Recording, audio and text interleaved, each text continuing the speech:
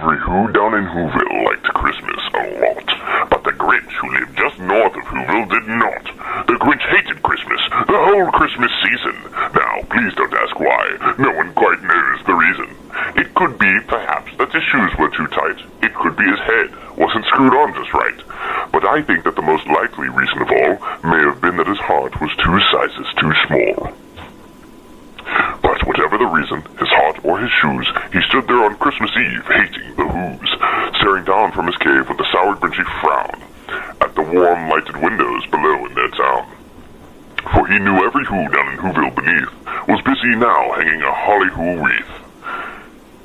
"And they're hanging their stockings," he snarled with a sneer.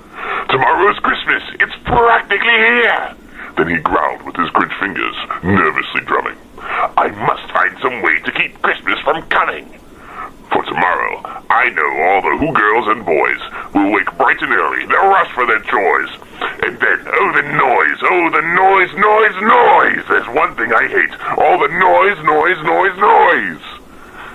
They'll stand close together with Christmas bells ringing. They'll stand hand in hand, and those Whos will start singing. Fa-hoo forays, da-hoo do-rays, welcome Christmas, come this way. Fa-hoo forays, da-hoo do-rays, welcome Christmas, Christmas Day. Welcome, welcome, Fa-hoo Ramus, welcome, da-hoo Damus. Christmas Day is in our grasp, so long as we have hands to clasp. Fa-hoo forays, da-hoo do-rays.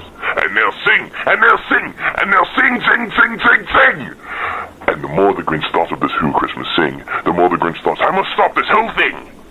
Why, for 53 years I've put up with it now. Why must I stop Christmas from coming? But how?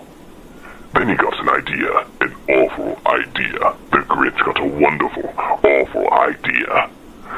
I know just what to do, the Grinch laughed in his throat. I'll make a quick Santa Claus hat and a coat.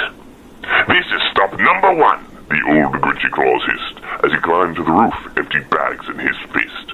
Then he slid down the chimney, a rather tight pitch, but if Santa could do it, then so could the Grinch.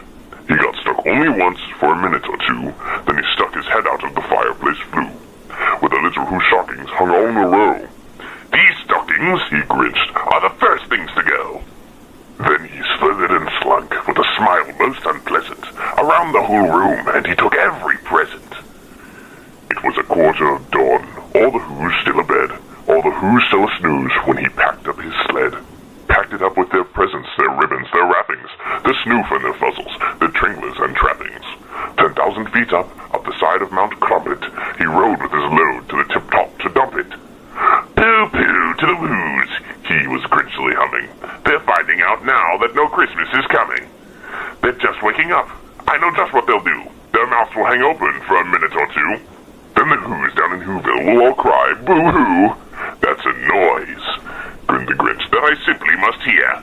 He paused, and the Grinch put a hand to his ear, and he did hear a sound rising over the snow. It started in low, then it started to grow. But this sound wasn't sad, why this sounded glad. Every Who in Whoville, the tall and the small, was singing without any presents at all. He hadn't stopped Christmas from coming. It came, somehow or other. It came just the same. And the Grinch, with his Grinch feet ice cold in the snow, stood puzzling and puzzling. How could it be so? It came without ribbons. It came without tags. It came without packages, boxes, or bags.